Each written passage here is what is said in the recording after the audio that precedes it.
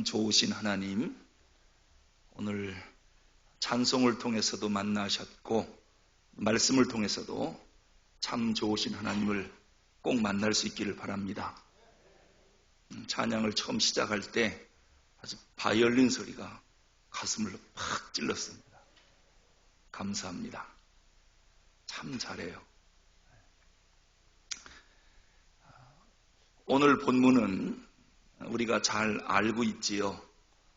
사마리아 우물가에 물길러 나온 사마리아 여인과 예수님과의 대화를 기록한 그러한 본문입니다.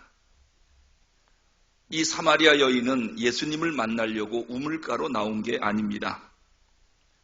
단지 사람들 눈을 피해서 아침 저녁 선선할 때 오면 사람 만나니까 이게 싫어서 사람이 안 나오는 한 대낮, 오늘 본문에 6시라고 한 걸 보니까 우리나라 시간으로 난 12시입니다.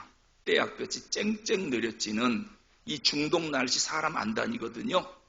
그 시간에 물길로 몰래 나온 것입니다. 그런데 뜻밖의 우물에 와서 예수님을 만나게 된 겁니다. 이것을 우리는 하나님의 섭리다 그렇게 말해요. 세상 사람들은 우연이다 말을 하고 우리는 아니다.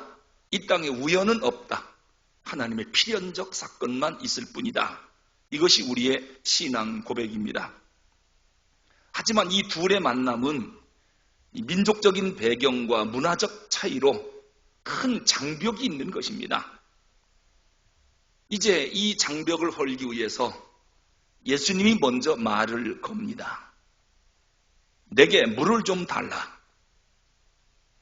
여러분, 물 달라고 하면 지나가는 길손이니까 그냥 한 그릇 퍼서 주면 될 거 아니겠습니까? 물 달라고 요구하는 예수님께 이 여인이 선뜻 물 한 그릇 못 줍니다. 그러면서 하는 말이 왜 내게 물 달라고 그럽니까? 짜증스럽게 대꾸합니다. 이것만 딱 봐도 이 여인은 컴플렉스가 많은 여자예요. 뭔가 모르게 불만이 가득 차 있는 여자예요. 하여튼 건드리면 막 나오니까요. 그러자 예수님이 오늘 본문 10절에서 뭐라고 말씀합니까? 네가 만일 하나님의 선물과 또 내게 물 좀 달라 하는 이가 누구인 줄 알았더라면 네가 그에게 구하였을 것이요 그가 생수를 내게 주었으리라. 아주 이상한 말씀을 하십니다. 하지만 이 여인은 그 예수님의 말뜻을 못 알아들었습니다. 단지 물길러 다니는 것, 이 떼약볕에 나오는 것, 이게 죽기보다 싫었기 때문에 한 번 마시면 목마르지 않는 그런 물이 있다면 저한테 주어서 여기 다시는 물길러 오지 않도록 하옵소서. 15절에서 대답을 합니다. 그러자 예수님께서 16절에 뭐라고 하십니까? 그래, 그럼 네 남편 데려와라. 그랬더니 17절에서 뭐라고 대답했습니까? 저 남편 없는데요. 그러자 예수님이 18절에서 뭐라고 그럽니까? 너에게 남편이 5이 있었고 지금 있는 자도 네 남편이 아니니 네 말이 참되도다. 남편 없다고? 너 5이나 있었잖아. 지금 6번째 남자랑 살고 있잖아. 그것도 네 남편이 아니야. 그러니까 남편 없다는 말이 맞는 말이구나. 예수님이 말씀하셨습니다. 여러분, 이 사마리아 여인은 무엇 때문에 남편을 5번이나 바꿨을까요? 참 비운의 여인입니다. 그런데 지금 살고 있는 6번째 남자도 정식 남편이 아니래요. 왜 이렇게 많이 바꿨지요? 아마 이 여인은 그런 생각했나 봐요. 내 인생의 행복, 나의 만족, 좋은 남자 만나면 해결될 거다. 그래서 첫 번째 남편을 만나봤더니 이게 아니에요. 그래, 2번째 또 만났더니 이것도 아니에요. 지금 6번째 바꿨어요. 그래도 지금 만족이 안 돼요. 이 목마름이 해결이 안 돼요. 여성 성도 여러분께 묻겠습니다. 지금 함께 살고 있는 남편 첫 번째죠? 지금 만족하고 계시죠? 하나님께 감사한 줄 아세요. 예. 어쨌든 이 여인은 남편을 5이나 바꿀 정도라면 보지 않아도 마음의 상처가 상당히 컸을 것 같아요. 그리고 치유하지 못할 정도의 마음의 병이 있는 그런 여인일 거예요. 그러니까 조금만 뭐라 그러면 막 짜증내잖아요. 이런 계속되는 결혼 실패로 친정에서는 뭐라고 말할까요? 아, 제가 내 딸이요. 부모가 그렇게 말 못할 거예요. 저분이 우리 누나예요. 이런 말 못할 거예요. 왜냐? 부끄러우니까. 이게 한두 번이어야 할 말이죠. 물론 이 여인이 태어났을 때 부모가 어떤 마음이었을까요? 한평생 좋은 남자 만나 행복하게 살기를 바란다. 이런 마음으로 얼마나 열심히 잘 키웠겠습니까? 그런데 오늘 이 모양이 된 거예요. 그리고 이 여인은 세상에서도 버림받았습니다. 사람들로부터 소외된 여인이에요. 손가락질 당해요. 비난받아요. 그러다 보니까 사람 만나는 게 싫은 거예요. 수치심에서 못 벗어나요. 정서적으로도 상처를 입었어요. 그리고 세상을 왜곡된 편견을 갖고 보게 됐습니다. 심지어는 영적으로도 어두워져서 삶에 희망도 없고 목적도 없습니다. 한마디로 죽지 못해 사는 거예요. 육체적으로든 정신적으로든 영적으로든 만신창이가 된 여인을 지금 여러분들이 보고 있는 것입니다. 그래도 물은 마셔야 사니까 아침 저녁으로 선선할 때 물 길러 가는 것이 그 동네 여인들의 일반적인 습관인데 사람 만나는 게 싫어서 아무도 안 나오는 낮 12시 정오 그 뜨거운 낮에 그것도 몰래 물 길러 나온 겁니다. 이 비련한 여인의 목마름, 인생의 갈증, 이거 어떻게 해결해 줄 수 있습니까? 더 나아가서 오늘 우리들의 목마름, 인생의 갈증, 이거 해결해야 되잖아요. 언제까지 우리가 이렇게 갈등을 느끼며 살겠습니까? 좀 시원하게 행복하다, 만족하다, 뭐 이런 거 없습니까? 알게 모르게 계속 갈등을 느끼며 이거 살아야 되느냐라고 하는 거예요. 이 갈증을 어떻게 해결할까? 이것을 해결하는 것이 오늘 설교의 핵심이 되겠습니다. 오늘 사마리아 여인은 이 갈증을 나름대로 해결해 보려고 남편을 5이나 바꿔봤어요. 나름대로 얼마나 노력을 했는지 몰라요. 얼마나 몸부림쳤는지 몰라요. 그래도 이 목마름의 문제가 해결이 안 됩니다. 혹시 우리 가운데 인생의 목마름과 갈증 때문에 이 여인처럼 말 못할 고통을 겪는 분이 오늘 예배 참석했습니까?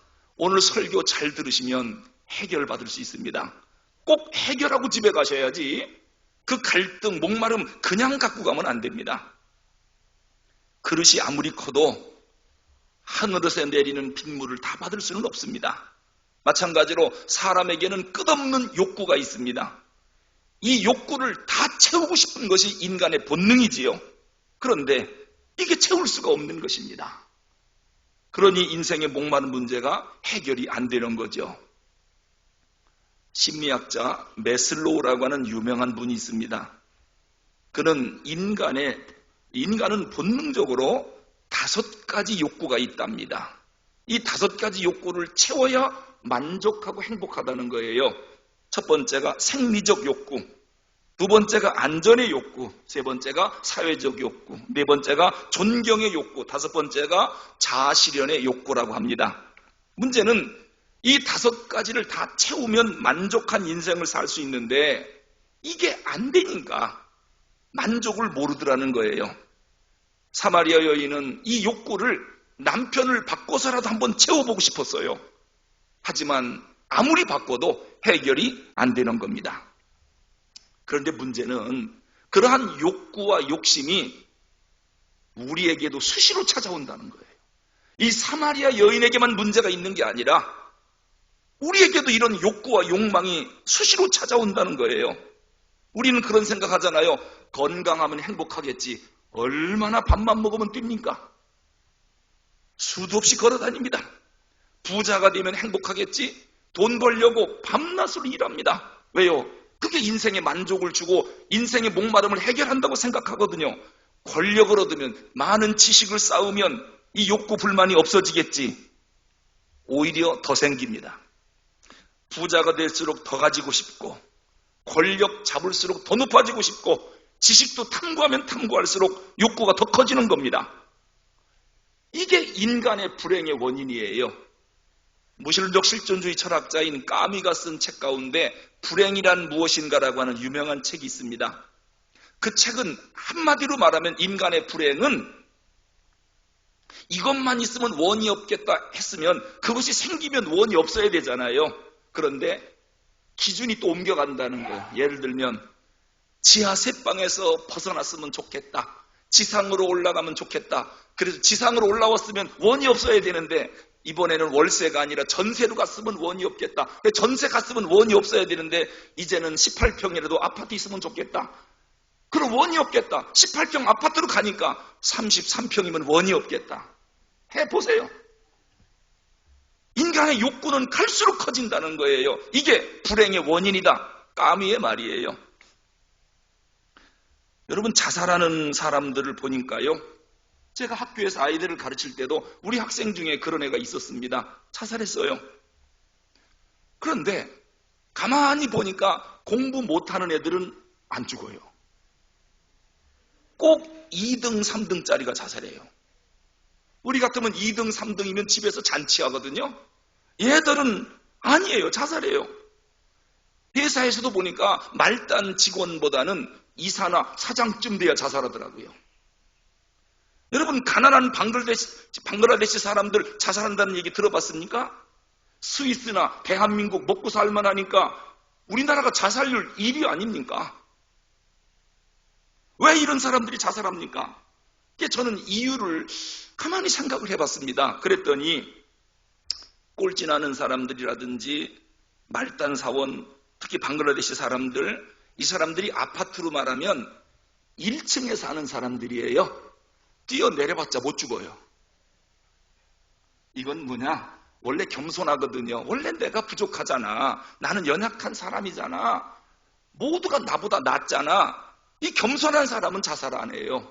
그런데 전교 2등, 3등, 회사 사장, 권력자, 이 30층 고층 아파트 사는 사람들이에요. 뛰어내리면 즉사합니다. 이 말은 뭐냐면 자기가 대단한 사람인 것으로 착각을 해요. 이 교만한 사람들이 자살하더라라고 하는 것이죠. 이처럼 욕구가 크면 클수록 불만이 커지고 갈증이 더 커지는 거예요. 이 욕구 불만을 좀 없애고 싶은데 무슨 방법이 없겠는가? 역시 심리학자 메슬로우가 이런 얘기합니다. 인간은 욕구 불만이 생기면 일반적으로 다음 5가지 방법으로 해결하려고 노력한다 그랬습니다. 이게 세상 사람들이 하는 이야기입니다. 첫째, 우회 반응이라는 게 있답니다. 인생을 살다 보면 부자처럼 권력가처럼 남과 다른 사람처럼 살고 싶은 욕망이 가득한데 이게 잘 안 되는 거예요. 그러면 마치 그런 사람이 된 것처럼 신용이라도 내서 만족을 얻으려고 한답니다. 뱁새가 황새를 쫓아가려고 신용 낸다는 거예요. 흉내 낸다는 거지요. 얼마나 힘들겠습니까? 전혀 아닌데 그런 사람처럼 그렇게 산다는 거예요. 이걸 우회 반응이라고 그래요. 그렇게 해서라도 욕구를 충족시켜 보려고 하는 거예요. 두 번째는 공격 행동입니다. 자기 욕구대로 안 되면 욕구를 충족하려고 공격을 한다는 겁니다. 자, 자기가 사랑하는 남자가 있는데 이 남자가 다른 애인을 사귀고 있는 걸 알았어요. 그럼 어떡합니까? 그 애인을 골려준다든지 아니면 극단적인 경우는 자기 남자가 딴 여자를 사랑하면 그 여자를 죽여 없애는 거예요. 공격 행동입니다. 요즘 뉴스에 계속 나오는 고 아무개 그 끔찍한 살인사건, 이게 심리학자들은 공격 행동이라는 거예요. 그렇게 해서라도 자기 욕구를 충족시키려고 하는, 하여튼 자기한테 거침돌이 되는 거는 다 죽여 없애려고 하는 공격 성향을 보인다. 이래서 욕구 충족을 시키려고 한다는 겁니다. 이걸 공격 행동이라고 그래요. 세 번째는 태각적 반응이 있습니다. 이게 되게 마음이 약한 사람들이 이런 경우가 많은데, 자, 욕망이 생겼습니다. 근데 욕망대로 안 된다는 걸 알고 있어요. 나는 그렇게 할 만한 능력이 없다는 걸 알고 있으면은 자기 욕망이 있음에도 그 욕구를 축소시키고 체념하는 겁니다. 그러면서 인생은 원래 다 되는 게 아니야. 체념하고 비관하고 삽니다. 이걸 퇴각적 반응이라고 그래요. 네 번째는 대상적 반응이 있답니다. 자, 자기가 좋아하는 남성이 자기를 배신하고 다른 애인을 사귀입니다. 그럼 어떻게 하느냐? 그 남성과 비슷한 얼굴을 갖고 있는 다른 남성을 택해서 욕구를 해소한답니다. 그래서 반드시 출세해서 자기를 버리고 떠나간 그 남자 앞에 벤츠 타고 간다는 거예요. 이게 대상적 반응이에요. 그 다음에 다섯 번째, 자아 방어가 있습니다. 이걸 합리화라고도 하는데, 자, 자기를 버리고 떠나간 그 남자와 내가 결혼했어도 그 남자랑 했으면 난 불행해졌을 거야 라고, 그래서 내가 버렸지, 이러면서 자기 합리화를 시키는 거, 이것을 자아 방어라고 말한답니다. 문제는 그렇게 한다고 해서 끝없이 솟아오르는 인간의 욕구 불만, 이게 해소가 될 거냐? 그런다고 해서 인생의 갈증이 해결될까? 과연 행복해질 수 있을까? 남편을 5 아니라 10명을 바꿔가면서 해봐도 행복해지고 과연 만족한 삶을 살 수 있을까? 결코 안 될 겁니다. 오늘 본문의 여인도 이 욕구를 채우려고 남편을 5이나 바꿔봤어요. 그런데 목마름은 여전한 거예요. 이 목마름의 문제를 해결해 줘야 되잖아요. 그 방법이 뭐가 있느냐? 오늘 본문에 보니까 방법이 딱 하나가 있습니다. 오늘 사마리아 여인은 인생의 주인이신 예수님을 우물가에서 만났습니다. 그랬더니 그렇게 해결이 안 되던 인생의 갈증 문제가 어쩌면 이렇게도 단번에 해결됩니까? 바로 그겁니다. 예수님이 모든 문제의 해결이라고 하는 것. 그래서 모든 인생은 예수님 만나기 전에는 목마름 해결 안 된다는 거 해보세요. 되는가? 안 될 거요. 그러면 왜 예수님을 만나야만 목마름이 해결되느냐? 이유가 있어요. 철학자 파스칼이 이런 얘기를 했습니다. 인간의 모든 마음 속에는 하나님이 만들어주신 하나의 빈 공간이 있다.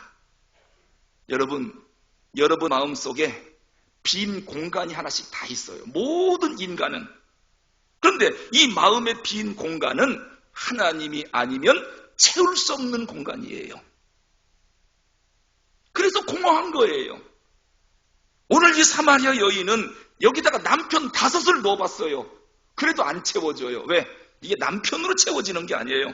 어떤 사람은 명예로 채워보고 권력으로, 돈으로, 쾌락으로 별걸 집어넣고 한번 만족해 보려고, 행복해 보려고 다 채워봤지만 안 되더라는 거예요. 왜냐? 그 빈 공간은 하나님만이 채울 수 있는 것이에요. 그래서 오늘 예수님이 딱 나타나니까 이 사마리아 여인의 마음을 채울 수 있는, 그 빈 공간을 채울 수 있는 예수님이 딱 나타나니까 그 공간이 채워지는 것입니다. 그러니 인생의 목마름은 예수님 외에는 해결할 자가 없는 겁니다. 그러므로 우리는 예수님을 반드시 만나야 돼요. 여러분, 예배가 뭡니까? 예배의 본질은 하나님과의 만남입니다. 오늘 여러분 하나님 만나려고 나오신 겁니다. 그런데 이 하나님을 만나는 게 아니라 마주치는 사람들이 있어요. 만남과 마주침은 근본적으로 달라요. 만남이라고 하는 것은 인격적 교류가 있고 영적 교제가 있어야 이걸 만남이라고 그래요. 마주침은 뭡니까? 스쳐 지나가는 겁니다. 여러분 교회 오실 때 많은 사람 지나갔지요? 이런 걸 다 마주침이라고 그래요. 오늘 교회에 와서 1시간 예배를 드리는데 예수님을 만나지 못하고 마주치고 지나가는 사람들이 있어요. 그러면 예수를 10년, 30년, 50년을 믿어도 마음의 공허함 못 채웁니다. 행복 못 느낄 겁니다. 영적 갈등, 인생의 목마름 여전히 남아있을 것입니다. 그러므로 예수님은 마주쳐야 할 뿐이 아니라 만나야 할 뿐입니다. 그 예수님을 만나야 됩니다. 제가 대학교 다닐 때요, 송창식 씨가 고래사냥이라고 하는 노래를 불렀어요. 우리 또래는 고래사냥 그 민주화 운동할 때, 데모할 때 참 많이 불렀거든요. 그 가사 가운데 이런 게 있습니다. 술 마시고 노래하고 춤을 춰봐도 마음에 하나 가득 슬픔뿐이네. 여러분, 왜 술 마셔요? 왜 노래하요? 왜 춤을 춥니까? 마음의 빈 공간을 좀 채워보려고, 만족해보려고, 기뻐보려고. 그랬더니 마음에 하나 가득 뭐만 남았어요? 슬픔뿐이네. 이게 술 갖고 되는 게 아니에요. 노래 갖고 되는 게 아니에요. 춤 갖고 안 돼요. 이 빈 공간은 예수님이 들어오기 전에는 인간은 본질적으로 슬픔만 남아있는 것이 인생입니다. 오늘 사마리아 여인 보세요. 남편 5을 바꾸고 지금 6번째 남자와 살고 있어요. 그래도 그 공간이 안 채워져요. 슬픔뿐입니다. 예수님 오셔야 채워지거든요. 그래서 모든 인간은 예수를 믿는 것이 선택이 아니라 필수입니다. 이건 믿어도 되고 안 믿어도 되는 선택의 문제가 아닙니다. 안 믿으면 빈 공간 때문에 이 여인처럼, 불행한 여인처럼 인생을 그렇게 살 것입니다. 기쁨, 만족, 어림도 없습니다.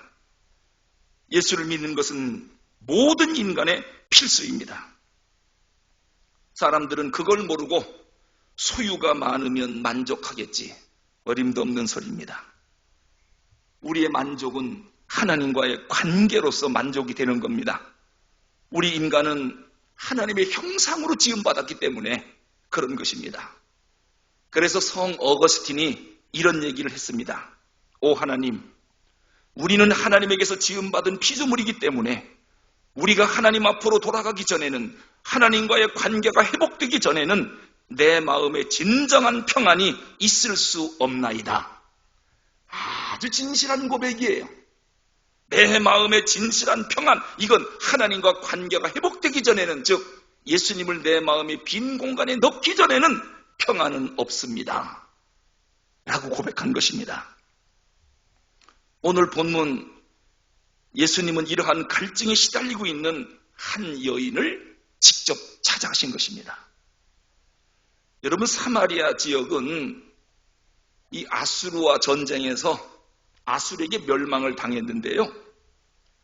이 아수르가 어떤 정책을 썼느냐면, 이 유대인들이 선민의식이 있고 하나님의 자손이라고 하는 특별한 의식이 있고 자기들 나름대로 고유한 피가 있다고 자랑하거든요.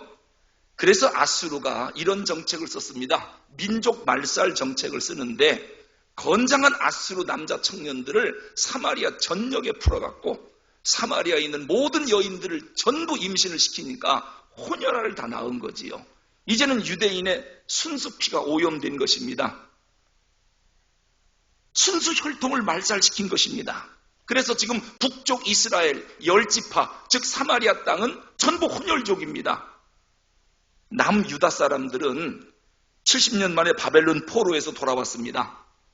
무너진 성전을 건축하려고 할 때 북쪽 사마리아 사람들이 하나님의 성전을 짓는다면 우리도 함께 협력을 하겠다. 우리 같은 동족 아니냐?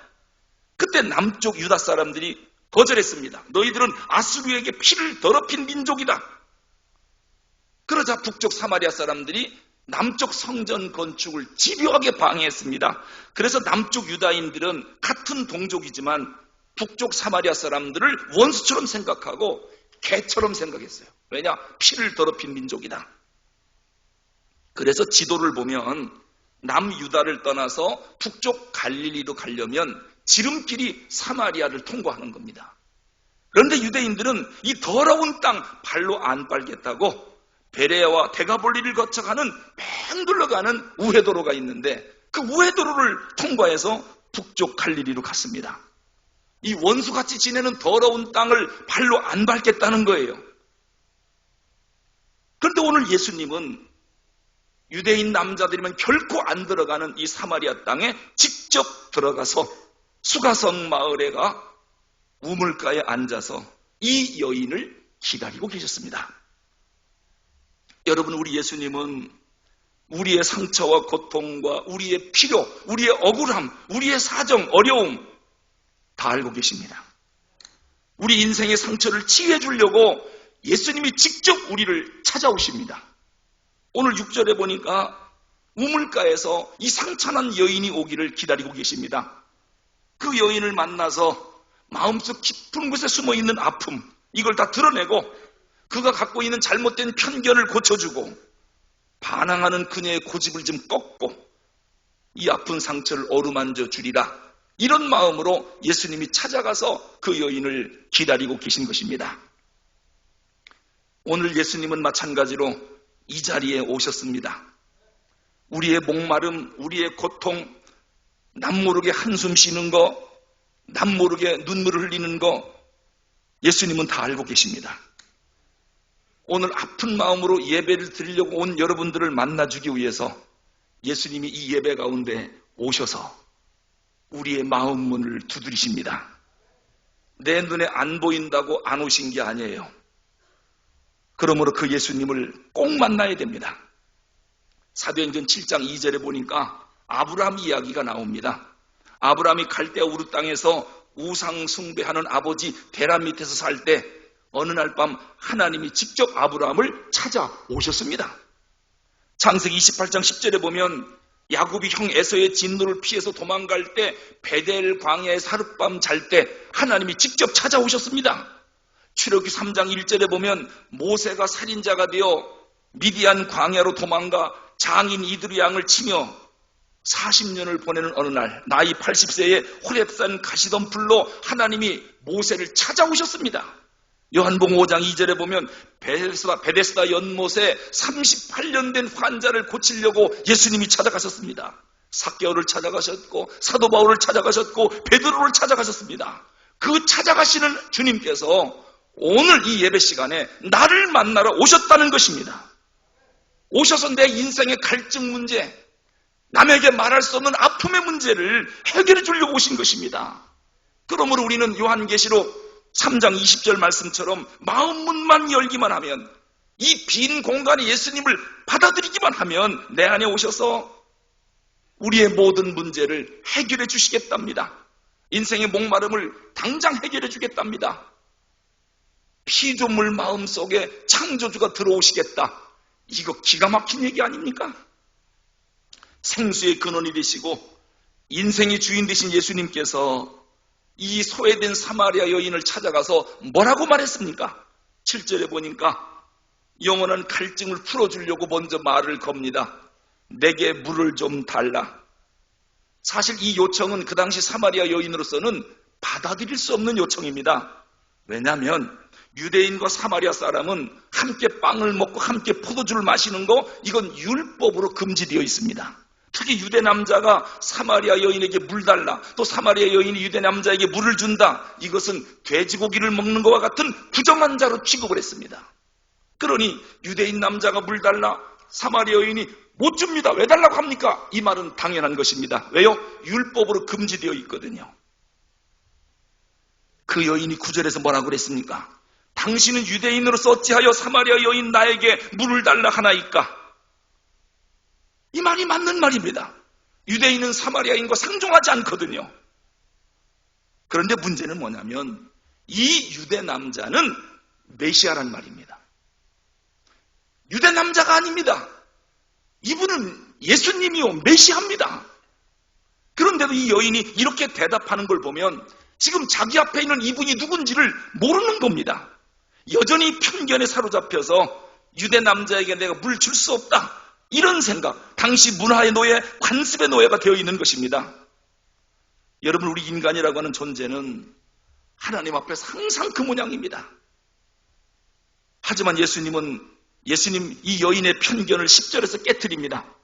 물 달라고 하는 내가 누구인 줄 알았다면 네가 먼저 영원히 목마르지 않는 생수를 달라고 나한테 요청했을 것이다. 예수님의 마음은 이렇습니다.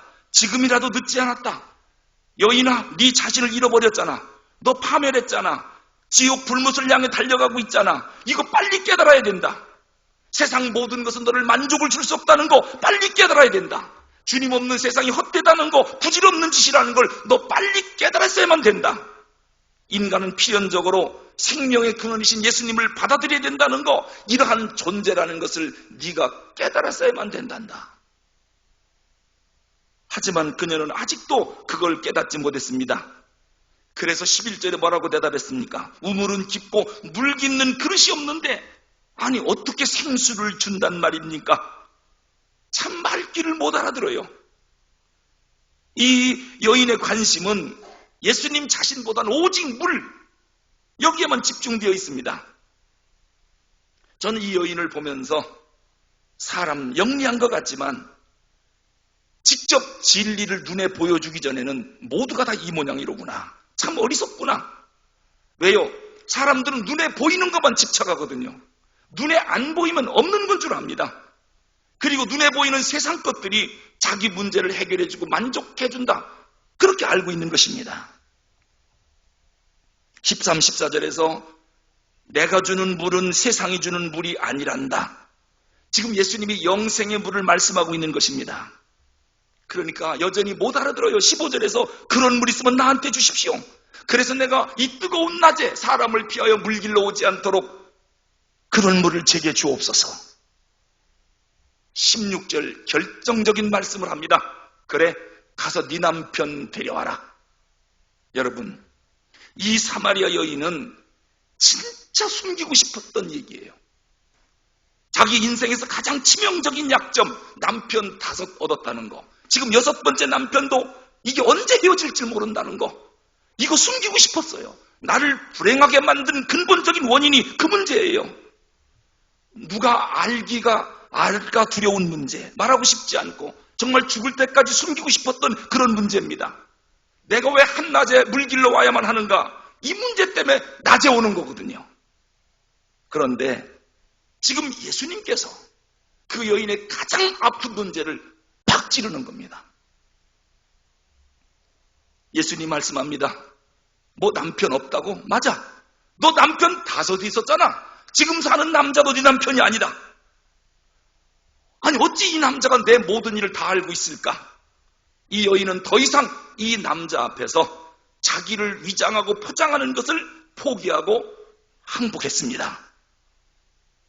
주여, 당신은 선지자로소이다. 생각이 바뀌었어요. 갑자기 인생이 변하기 시작합니다. 처음에 9절에서 예수님을 볼 때 유대인으로서 유대인이라고 그랬거든요. 12절에서는 당신이라고만 했습니다. 15절에서는 주라고 말했고 19절에서는 선지자라고 그랬고 29절에 가서는 그리스도라고 말합니다. 예수님에 대한 호칭이 점점 바뀝니다. 내 과거를 다 알고 계신 예수님, 그 예수님을 만나면 새로운 인식의 세계가 열린다는 거예요. 여러분 마찬가지입니다. 우리가 예수님을 만나면 어떤 일이 생기느냐? 나의 새로운 인식의 세계가 열립니다. 그래서 예수님을 주님이요 그리스도로 모시게 되는 것입니다. 파스칼이 말한 인간의 빈 공간에 예수님으로 채우는 것입니다. 이 여인이 예수님으로 채우자 단번에 인생의 목마름이 그 자리에서 해결됩니다. 놀랍지 않습니까? 성도 여러분, 예수님을 내 인생의 주인으로 모시느냐 아니면 단지 역사적인 인물만로만 보느냐, 이것이 내 인생의 만족을 좌우하는 결정적인 것입니다. 사도 바울은 고린도후서 3장 5절에서 우리가 무슨 일이든지 우리에게서 난 것 같이 생각하여 스스로 만족할 것이 아니니 우리의 만족은 오직 하나님께로서 나느니라. 우리의 만족은 오직 하나님께로서 나느니라. 진정한 영육 간의 목마름과 갈증의 해결은 내 욕구보다 훨씬 크신 예수님을 만나는 그 만남을 통해서 이루어진다. 그 말씀입니다. 자, 그렇다면 예수님을 자신의 그리스도요 주인으로 모신 이 여인은 그 이후 어떻게 됐습니까? 그동안 과거에 집착해서 사람을 피해 다녔거든요. 그 과거가 그 여인의 발목을 꽉 잡고 있었거든요. 예수님 만난 즉시 과거에 집착하지 않고 과거가 그 여인의 발목을 못 잡습니다. 28절에 보니까 여인이 물동이를 버려두고, 왜요? 생수를 발견했거든요. 인생의 우선순위가 바뀌었습니다. 사실 물길로 우물에 왔거든요. 오직 물기는 데만 마음이 집중되어 있습니다. 예수님 만난 후 완전히 바뀌었습니다. 인생관이 바뀌었고 삶의 목표가 바뀌었고 쓰라린 과거가 아무 문제가 되지 않습니다. 더 이상 과거 때문에 괴로워하지 않습니다. 이제는 사람 만나는 게 두렵지 않습니다. 잘못된 편견에서도 해방됐습니다. 생각이 완전히 바뀌었습니다. 이 여인은 도저히 부끄러워서 밖에 못 나온 여인이었습니다. 그런데 지금 그 장애물도 뛰어넘습니다. 예수님이 그리스도라고 뛰어다니면서 증거하고 있습니다. 28, 29절에 보니까 물동이를 버려두고 동네로 뛰어들어가 내가 메시아를 만났다. 그리스도를 만났다. 그리스도를 통하여 새 힘을 얻게 된 것입니다. 말씀을 맺히겠습니다. 본문 39절에 보니까요, 예수님이 자기에게 행한 모든 일들을 만나는 동네 사람에게 막 전하기 시작합니다. 하루아침에 간증자가 된 겁니다. 그러자 수많은 사마리아 사람들이 그 여인의 말을 듣고 예수님께로 와서 예수를 믿기 시작합니다. 40절에 보니까 사마리아 사람들이 이제는 예수님의 친구가 되었습니다. 그리스도인들이 많이 생기게 된 것입니다. 42절에 보니까 그들은 예수님의 말씀을 듣고 예수님이 이 세상에 참 구주이신 것을 믿고 메시아로 고백하기 시작합니다. 그러자 희망이 없던 사마리아 동네에 희망의 불꽃이 튀기 시작합니다. 절망과 소외감 속에 살아가던 이 가정에 새로운 희망의 삶이 펼쳐졌습니다. 패배의식 없어졌습니다. 냉소주의자가 다 사라졌습니다. 편견의 늪에서도 벗어났습니다. 눈앞에 가로막던 헛된 것들 다 사라졌습니다. 지나치게 집착하던 세상 것들, 여기에서 완전히 해방됐습니다. 한마디로 사마리아 여인이 새 사람 되니 동네가 새로워진 것입니다. 성도 여러분, 인생의 목마름, 갈증 해결하려고 남편 5 바꿀 게 아닙니다. 우주의 창조주요 인생의 주인이신 예수님, 그분을 내 마음에 모셔야 됩니다. 그래야 목마름이 해결되고 참된 만족이 있고, 야, 인생이 이렇게 행복한 거구나, 그걸 느끼는 거지. 가서 남편 바꿔보세요. 되는가? 예수님 마태복음 11장 28절에서 그래서 말씀하는 겁니다. 수고하고 무거운 짐진 자들아 다 내게로 오라. 내가 너희를 쉬게 하리라. 그래서 기독교가 오직 예수, 오직 예수. 왜 오직 예수라고 하는지 이제 아마 꼭 기억해야 할 겁니다.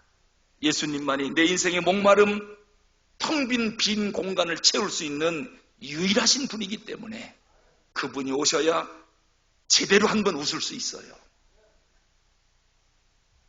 기도하시겠습니다.